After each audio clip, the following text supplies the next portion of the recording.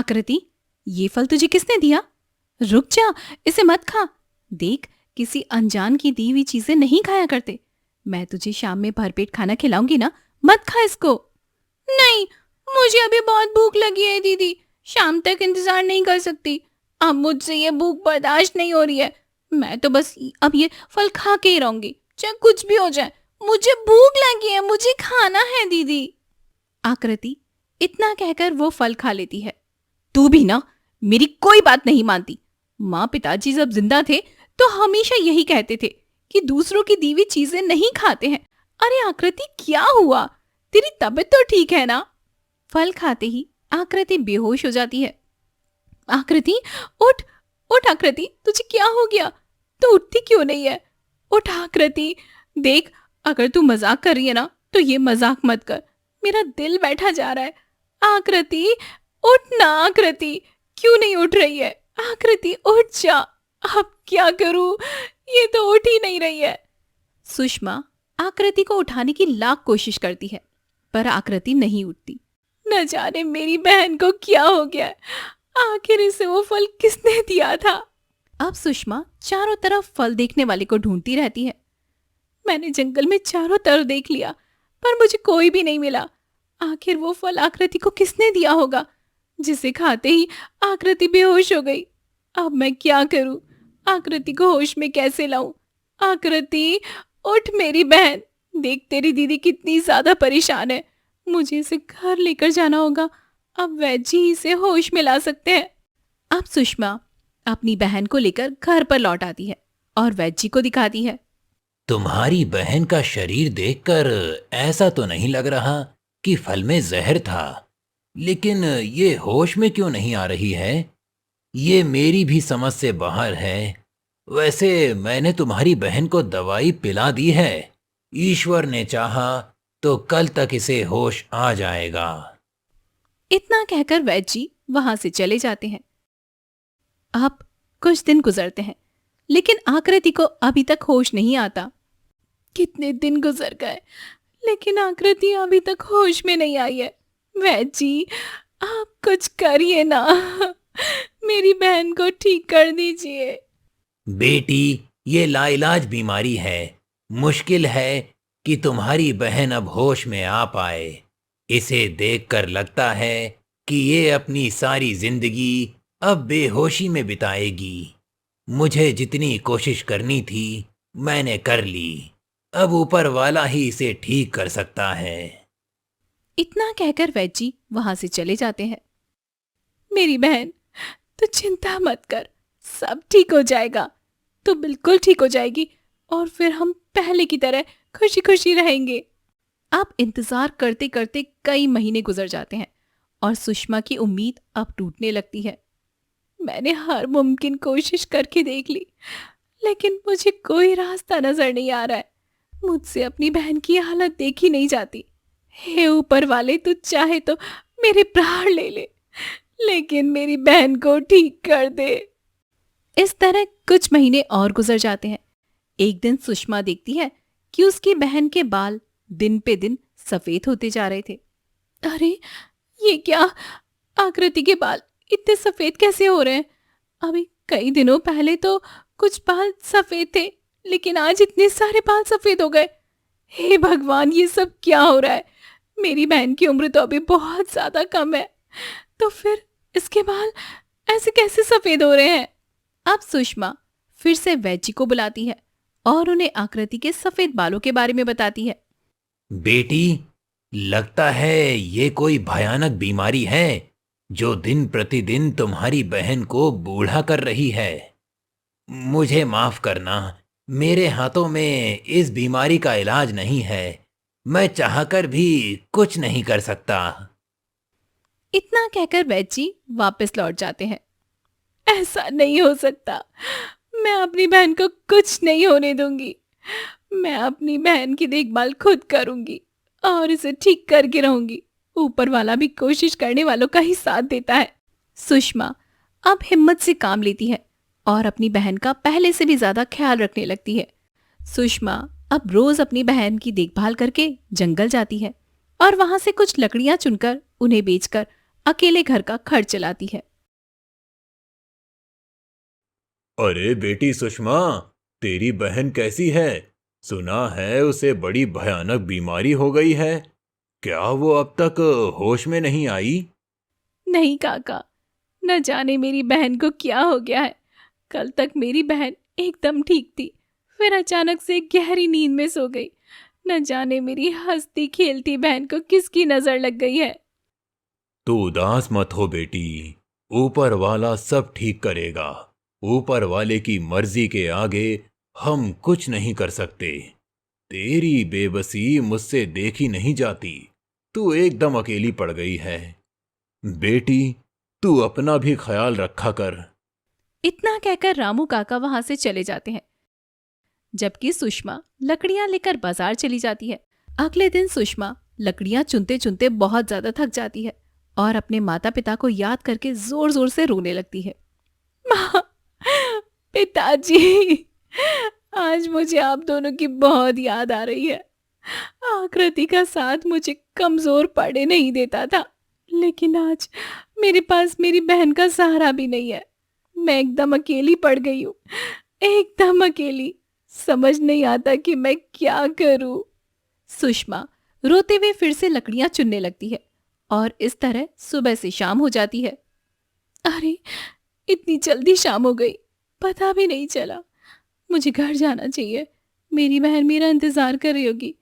काश मैं घर जाऊं और आकृति मुझे एकदम से ठीक मिले। सुषमा अब लकड़ियां बेचकर घर लौट जाती है। आकृति, मेरी बहन मुझे माफ कर दे, मुझे आने में देर हो गई। आकृति, तो कब तक मुझसे बात नहीं करेगी? तेरी आवाज सुनने के लिए मेरे कान तरस रहे हैं। इस तरह कुछ दिन और गुजर जाते हैं। एक दिन सुषमा जंगल से लकड़ियां चुन रही थी, तभी उसे झाड़ियों के पीछे से कुछ अजीब सी आवाज सुनाई देती है। अरे, ये कैसी आवाज है? आवाज झाड़ियों के पीछे से आ रही है। लगता है झाड़ियों के पीछे कोई है। कहीं कोई जंगली जानवर तो नहीं है? सुषमा डरते हुए झाड़ियों के पीछे जाती है और देखती है, ये बूढ़ी औरत, ये कौन है और ये भारी जंगल में क्या कर रही है? इसके बाल काले कैसे हैं? एक बूढ़ी औरत का बाल काला, ये कैसे हो सकता है? वो औरत अपने बालों को संवार रही होती है। आज मेरे बाल काले हुए हैं, धीरे धीरे मेरा पूरा शरीर जवान हो जाएगा।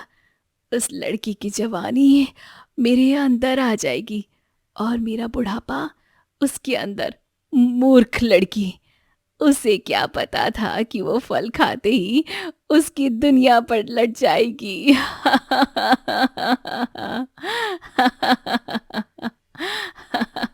मजा आ गया। सुषमा ये सब कुछ देखकर हैरान रह जाती है। अच्छा, अब मुझे समझ आया कि वो फल इस बूढ़ी औरत ने आकृति को दिया था। ये कोई आम औरत नहीं हो सकती, लगता है ये कोई जादूगरनी है। मैं अभी इससे पूछती हूँ।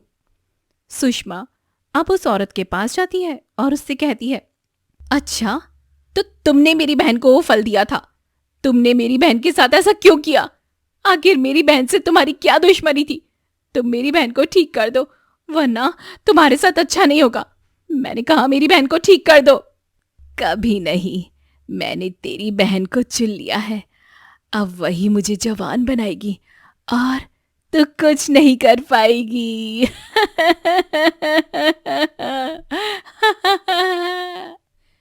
इतना कहकर वो बूढ़ी औरत वहां से गायब हो जाती है। सुषमा ये देखकर एकदम डर जाती है। वो औरत कहाँ गई? वो औरत कौन थी और वो हवा में कैसे गायब हो गई? ये सब क्या हो रहा है? मुझे अपनी आंखों पर यकीन नहीं हो रहा है। ऊपर वाले, हम दोनों की रक्षा करना।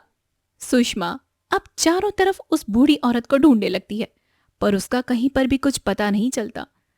मैंने पूरा जंगल देख लिया, लेकिन वो औरत मुझे कहीं भी नहीं मिल रही है। अब शाम का समय भी होने पे है, मुझे घर जाना चाहिए।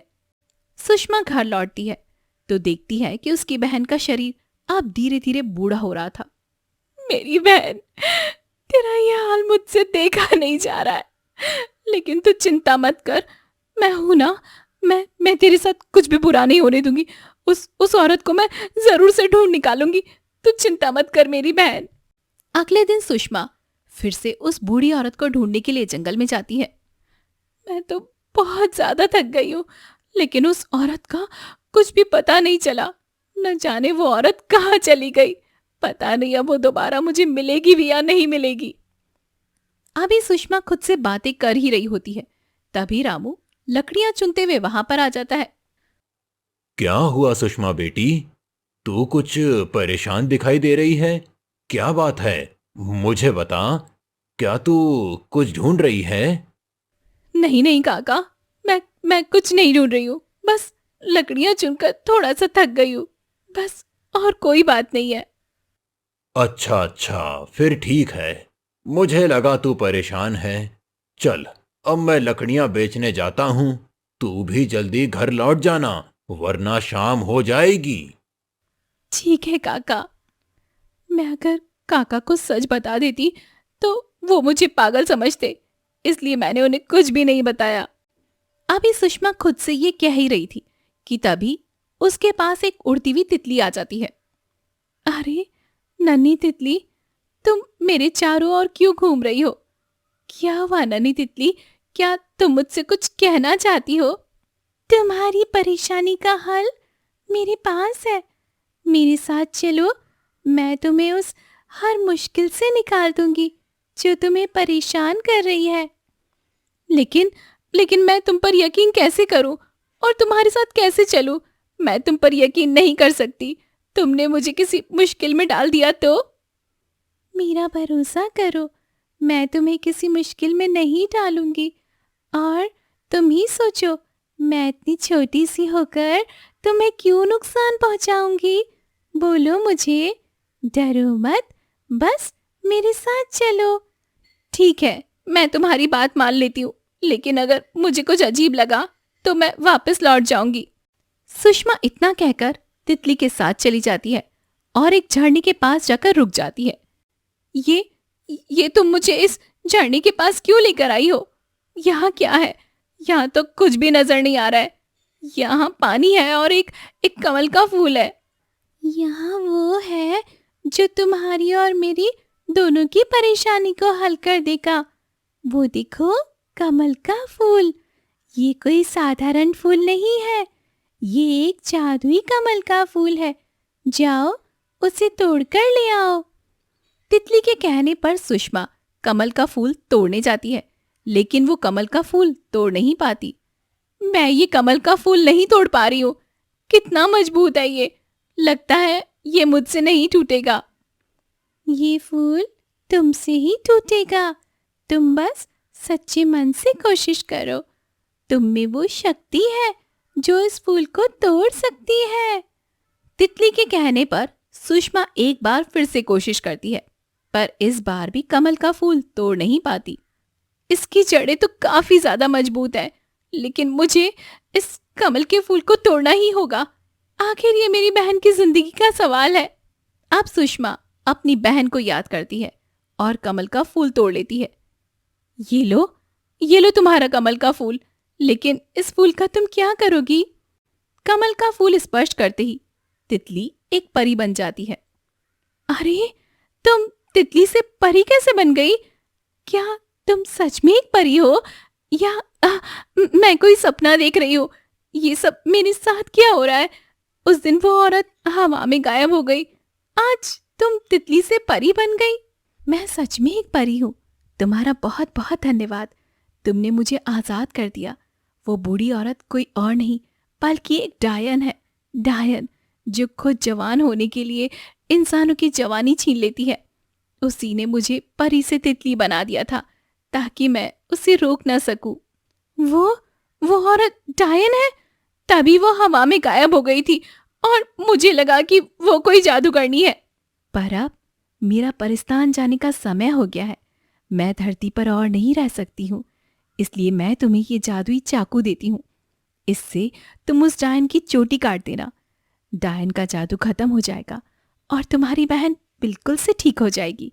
चोटी काटते ही डायन का अंत हो जाएगा। वो डायन, लेकिन वो मुझे मिलेगी कहाँ? जब से वो गायब हुई है मैंने उसे बहुत ढूंढा, पर पर वो मुझे कहीं भी नहीं मिल रही है। वो तुम्हें रात के समय बरगद के पेड़ पर बैठी मिलेगी। तुम उसे बातों में उलझाकर उसकी चोटी काट देना। सुनो एक बात और, डायन के मरने के बाद ये चाकू तुम्हारी किस्मत भी बदल देगा। मेरे पास ज्यादा समय नहीं है, मैं अब चलती हूँ, अलविदा। परी अब चली जाती है और सुषमा रात होने का इंतजार करने लगती है। मुझे बस अब रात होने का इंतजार है। आज मैं उस डायन को नहीं छोड़ूंगी। उसे क्या लगा था कि आकृति अकेली है? नहीं नहीं, अभी उसकी बहन जिंदा है, उसकी रक्षा करने के लिए। अब जैसे ही रात का समय होता है, सुषमा बरगद के पेड़ के पास जाती है। बरगद के पेड़ पर उसे डायन नजर आती है। अच्छा हुआ तुमने मेरी बहन को चुन लिया। उसने ना मुझे बहुत ज्यादा परेशान करके रखा था। उसका बोझ मैं और ज्यादा उठा ही नहीं सकती थी। तुम्हें पता है, मैं यहाँ पर तुम्हारा धन्यवाद करने के लिए आई हूँ। डायन ये सुनते ही पेड़ से नीचे उतर आती है। कौन बोला? कौन बोला? अच्छा, तू है क्या? तू सच कह रही है? कल तक तो तू अपनी बहन के लिए मुझसे लड़ने आ गई थी, आज क्या हो गया तुझे? हाँ, मैं सच कह रही हूँ। मैं चाहती हूँ कि तुम जल्द से जल्द मेरी बहन के प्राण ले लो। मुझसे अब उसकी और ज्यादा सेवा नहीं होती है। थक गई हूँ मैं उसकी सेवा करते करते। ये तूने अक्लमंदी का फैसला किया। तू मेरा मुकाबला तो कर नहीं सकती, इसलिए अच्छा हुआ जो तूने समझौता ही कर लिया। सुषमा अब बातों ही बातों में डायन से कहती है, तुम्हारे बाल कितने ज्यादा सुंदर है ना। ऐसे बाल मैंने कभी नहीं देखे। इतनी लंबी चोटी, क्या ये तुम्हारी असली चोटी है? हाँ, मेरी चोटी एकदम असली है। ये देख, मेरी चोटी कितनी काली और घनी हो गई है। अब बस कुछ ही समय में मैं तेरी बहन की जवानी छीनकर पूरी तरह से जवान हो जाऊंगी। क्या मैं तुम्हारी चोटी छूकर देख सकती हूँ? मैंने इतनी सुंदर चोटी आज से पहले कभी नहीं देखी। बस मैं इसलिए इसे छूकर देखना चाहती हूँ। हाँ हाँ, क्यों नहीं, देख लो। तूने अपने जीवन में कभी भी ऐसी चोटी नहीं देखी होगी। इतनी काली, इतनी मोटी और इतनी रेशमी चोटी। डायन ने बिना सोचे समझे हाँ कर दी। ये डायन तो एकदम मूर्ख है, इसे बेवकूफ बनाना कितना आसान है। अब मुझे मौका देकर इसकी चोटी काटनी होगी। तू देखने में इतनी देर क्यों लगा रही है? तू चोटी देख रही है ना? हाँ हाँ, सच में तुम्हारी चोटी बहुत ज्यादा रेशमी, मुलायम और चमकदार है। इसे छूने से ऐसा लग रहा है जैसे मैं किसी रेशम को छू रही हूँ। कितनी अच्छी चोटी है ना तुम्हारी। सुषमा अब मौका देखकर उसकी चोटी काट देती है। आहा, आहा, ये तूने क्या कर दिया? तूने मुझे धोखा दिया। मैं तुझे नहीं छोड़ूंगी। ये तूने क्या किया? पहले खुद के प्राण तो बचा ले, फिर मुझे मारने की सोचना। बड़ी आई मेरी बहन के प्राण लेने वाली। जब तक मैं अपनी बहन के साथ हूं, उसका कोई कुछ भी नहीं बिगाड़ सकता। अब डायन उसी समय मर जाती है और चोटी जलकर भस्म हो जाती है। चोटी के कटते ही चाकू भी गायब हो जाता है। अरे, जादुई चाकू तो गायब हो गया। लगता है जादुई चाकू बस इसी काम के लिए बना था। काम होते ही वो गायब हो गया। अब मुझे अपने घर जाना चाहिए। पता नहीं मेरी बहन ठीक हुई होगी या नहीं। हे ऊपर वाले, मेरी उम्मीद मत तोड़ना। सुषमा अब अपने घर जाती है और देखती है कि उसकी बहन आकृति बिल्कुल ठीक हो गई है। मेरी बहन आकृति, तू ठीक हो गई। तुझे इस तरह देखने के लिए मेरी आंखें तरस गई थी। ऊपर वाले, तेरा लाख लाख शुक्र है कि तूने मेरी बहन को ठीक कर दिया। दीदी, ये सब तुम्हारी मेहनत और हिम्मत के कारण हुआ है। आज मैं अपने पैरों पर खड़ी हूँ। ये सिर्फ और सिर्फ तुम्हारी वजह से हो पाया है। धन्यवाद दीदी। धत पागल कहेंगी, अपनी बहन को कोई धन्यवाद बोलता है क्या भला? तू मेरी जान है, जान, समझी तू। और हाँ, आगे से कभी भी किसी अजनबी से कुछ भी मत लेना और कुछ भी मत खाना, समझी तू? हाँ दीदी, मैंने तुम्हारी बात ना मानकर बहुत बड़ी गलती कर दी थी। आगे से ऐसा कभी नहीं करूंगी। इतना कहकर आकृति अपनी बहन के गले लग जाती है। दीदी, अब मुझे समझ आया कि अनजान पर भरोसा करने की कितनी बड़ी कीमत चुकानी पड़ सकती है। हाँ, अब तू समझदार हो गई है। अब मुझे तेरी चिंता करने की कोई जरूरत नहीं है, क्योंकि अब तू अपना अच्छा बुरा खुद समझ सकती है। अगली सुबह सुषमा और आकृति हमेशा की तरह फिर से लकड़ियां चुनने के लिए जंगल जाते हैं। अब सुषमा जो भी चीज छूती थी वो दोगुनी हो जाती थी। इस तरह दोनों बहनें कम लकड़ियों में ज्यादा मुनाफा कमाने लगी और अब दोनों की किस्मत बदल चुकी थी।